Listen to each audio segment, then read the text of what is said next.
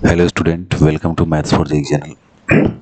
आज हमारे पास एक क्वेश्चन है आईआईटी जेई 2012 का क्वेश्चन है, जेई एडवांस 2012 का। बहुत ही शानदार क्वेश्चन है कैलकुलस से। तो ये क्वेश्चन है कि एक फंक्शन है 0 से 2, इसका डोमेन है रियल नंबर पर डिफाइन, और 0 से 2 में डिफाइन है, इसका कोडोमेन रियल नंबर है।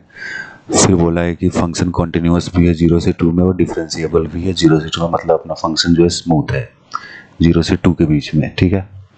और साथ ही में ये दे रखा है कि एफ ऑफ 0 क्या दिया हुआ है 1, ठीक। और एफ एक्स एक नया फंक्शन दिया हुआ है एफ एक्स, जो कि इस वाले फंक्शन पे डिफाइन है, मतलब ये इंटीग्रल सोल्व होगा तो ये वाला एफ एक्स आएगा, ठीक है। फिर बोला फॉर एक्स, मतलब ये इंटीग्रल जो होल्ड कर रहा है 0 से 2 में, ये ट्रू है। फिर F dash X, capital F dash X small F dash X के इक्वल है for all X belongs to 0 2 and F. तो उसके बाद हमसे f2 की वैल्यू, कैपिटल एफ ऑफ 2 की वैल्यू पूछा है।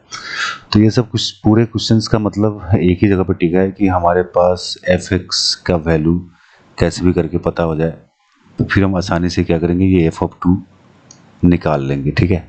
तो एफ एक्स तो हमारे पास गिवन है, ठीक है। एफ एक्स हमारे पास गिवन है कि ये इंटीग्रल फॉर्म में दिया हुआ है एफ एक्स, बस सामने में एफ एक्स का वैल्यू दिया हुआ है। तो एफ एक्स का वैल्यू अगर दिया हुआ है तो यहाँ पर एक्स जब हम पुट कर लेंगे तो हमारे पास एफ ऑफ 2 क्या आ जाएगा, 0 टू एक्स का पे 2 पुट किया, 0 टू 4 हो गया। एफ ऑफ यहाँ पे रूट टी डी टी, ठीक है। तो इसका मतलब ये हुआ कि एफ ऑफ एक्स तो हमारे पास है, लेकिन सारा एफ ऑफ 2 का जो वैल्यू है वो डिपेंड कहाँ कर रहा है, इस पे, ये वाले फंक्शन पे। अगर ये फंक्शन हमें पता चल गया तो फिर हम आसानी से एफ ऑफ 2 की वैल्यू पता कर लेंगे, ठीक है।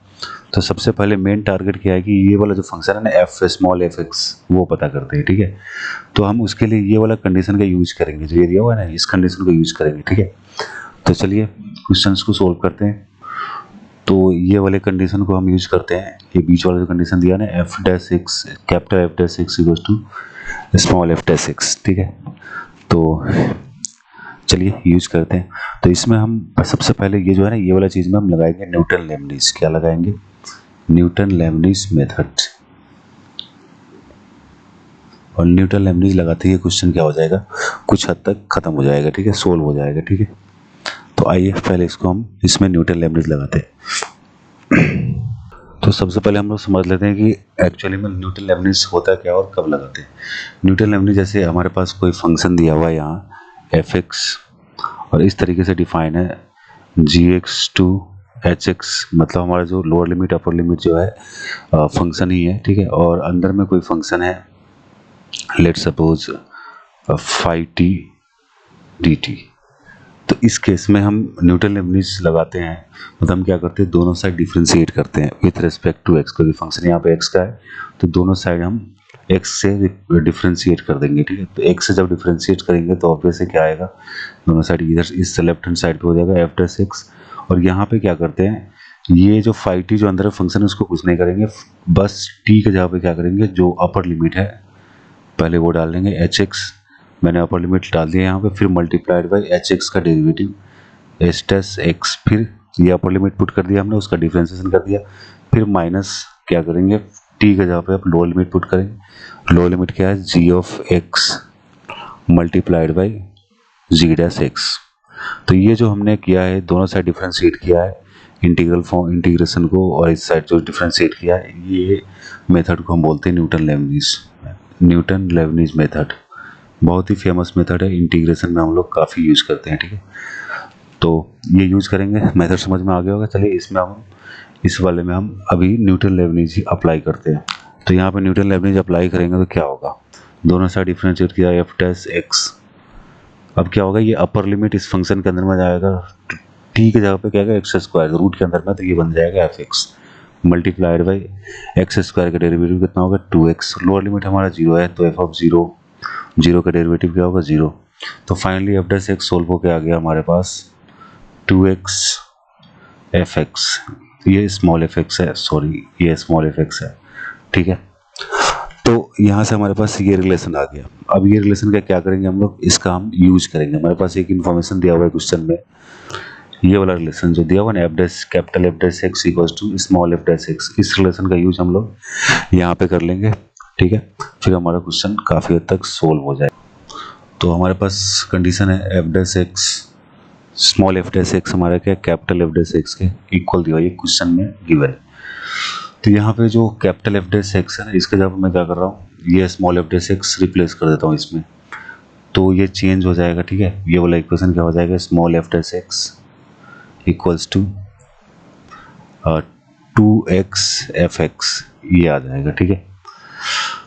अब यहाँ पे थोड़ा सा हम लोग क्या करेंगे, दोनों साइड फंक्शन को इंटीग्रेट कर देंगे, तो हमारा क्या हो जाएगा, एफ एक्स आ जाएगा, क्योंकि डेरिवेटिव है, इसको इंटीग्रेट अगर कर देते हैं दोनों साइड एक्स के रिस्पेक्ट में, तो हमारे पास एफ एक्स की वैल्यू आ जाएगी, ठीक है। उससे पहले एक काम करना होगा, यहाँ उससे पहले एक काम करना होगा कि ये जो एफ डैश एक्स है ना, सॉरी एक सेकेंड, यहाँ पे जो एफ डैश एक्स है इसके साथ ये जो एफ एक्स है इसको फिट कर देते हैं नीचे, और इधर क्या बच जाएगा हमारे पास 2x, ठीक है। और दोनों साइड में क्या करूँगा, integration with respect to x लगा दूंगा, ठीक है। तो यहाँ से क्या होगा, ये अगर एफ एक्स है तो ऊपर क्या है एफ डैश एक्स, मतलब ये t है तो ऊपर dt है, तो इसका मतलब इसका जो इंटीग्रेशन आएगा क्या आएगा, ln F X is equals to 2x का इंटीग्रेशन क्या हो जाएगा, एक्स स्क्वायर बाई 2 से कैंसिल हो जाएगा, तो बचेगा एक्स स्क्वायर प्लस सी। अब यहाँ पे हमें c का वैल्यू चाहिए, c का वैल्यू निकालने के लिए हमें शुरुआत में ही कंडीशन दिया हुआ था, यहाँ पे कंडीशन दिखा हुआ है f ऑफ 0 इक्वल्स टू 1, हमारे पास क्वेश्चन में गिवन है f ऑफ 0 क्या दिया हुआ है, 1 दिया हुआ, तो ये वैल्यू उठा के पुट कर देते हैं उस वाले अपने इक्वेशन में, वहाँ से c की वैल्यू आ जाएगी, तो हमारे पास प्रॉपर एफ एक्स की वैल्यू आ जाएगी। तो हमारे पास कंडीशन क्या है कि f ऑफ 0 हमारे पास 1 दिया हुआ है, ठीक है, मतलब x को 0 करेंगे तो फंक्शन हमारा 1 हो जाएगा। तो दोनों साइड हम क्या करते हैं, x की जगह पे 0 पुट कर देते हैं, तो ln f of 0 is equal to क्या हो जाएगा, 0 square plus C, F of 0 कितना है 1 है, तो c इक्वल टू क्या हो जाएगा, यहाँ से ln 1 कितना होता है 0 होता है, तो c यहाँ से कितना निकल गया हमारे पास 0, तो सीधे से हमारे पास फंक्शन आ गया, तो हमारे पास फंक्शन सोल्व होके आ गया, फंक्शन क्या सोल्व होके आया, c की वैल्यू 0 पुट कर देंगे हमारे फंक्शन मेन इक्वेशन में, यहाँ पर c की वैल्यू 0 पुट करेंगे तो हमारे पास फंक्शन क्या हो जाएगा, ln F X equals to X square, तो यहाँ से वैल्यू आ जाएगा एफ एक्स का e की पावर एक्स स्क्वायर, तो ये फंक्शन आ गया हमारे पास, ठीक है। अब क्या करेंगे, अब हम क्या करेंगे, हमारे पास एफ एक्स जो आ गया, अब हम कैपिटल एफ एक्स हमसे पूछा गया था वो अब हम निकाल के बता देंगे, ठीक है। तो हमसे ये यहाँ पे एफ ऑफ एक्स दिया हुआ था, इसमें हमसे एफ ऑफ 2 पूछा गया है, कैपिटल एफ ऑफ 2 क्या होगा, यही शुरुआत का क्वेश्चन था कि एफ ऑफ 2 निकालना था हमको फाइनली। तो ये क्या small F of root T अगर हमें पता चल गया तो फिर ये फंक्शन आसानी से आएगा, क्योंकि एफ ऑफ 2 कितना हो जाएगा, एफ ऑफ 2 हो जाएगा 0 to 4 F of root T D T. अब यहाँ पे एफ एक्स गिवन है हमारे पास, एफ एक्स कितना है e की पावर एक्स स्क्वायर, तो एफ एफ एक्स ई की पावर एक्स स्क्वायर है, तो यहाँ से एफ ऑफ रूट टी निकाल लेंगे, एफ ऑफ रूट टी कितना हो जाएगा, एक्स की जगह रूट टी पुट करेंगे तो यहाँ पे क्या होगा एक्स स्क्वायर, मतलब रूट टी का स्क्वायर, मतलब एफ ऑफ रूट टी हमारे पास आ जाएगा ई की पावर टी। अब ये एफ ऑफ रूट टी की वैल्यू यहाँ पे पुट कर देंगे,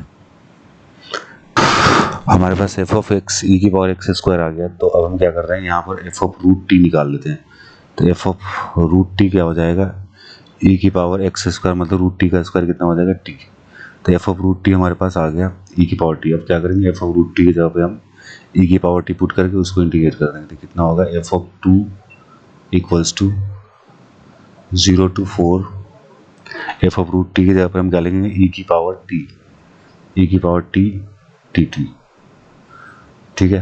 तो अब इसको इंटीग्रेट कर लेते हैं, सिंपल इंटीग्रेशन, ई की पावर टी का इंटीग्रेशन क्या होगा, ई की power T and lower limit 0 ऊपर लिमिट 4, तो यहाँ से अपर लिमिट पुट कर देंगे, e की पावर 4 माइनस e की पावर 0 कितना होगा 1। तो हमारे पास फाइनली f(2) सोल्व होके आ गया कि ये हमारा क्या f(2) है। f(2) कितना आ रहा है, e की पावर 4 माइनस 1। तो ऑप्शन से देखेंगे तो यहाँ पे ऑप्शन बी क्या है, इसका करेक्ट ऑप्शन है। ठीक है, तो चलिए थैंक यू। अगर क्वेश्चन समझ में आ गया हो तो चैनल को लाइक, सब्सक्राइब एंड कमेंट्स करें। Thank you.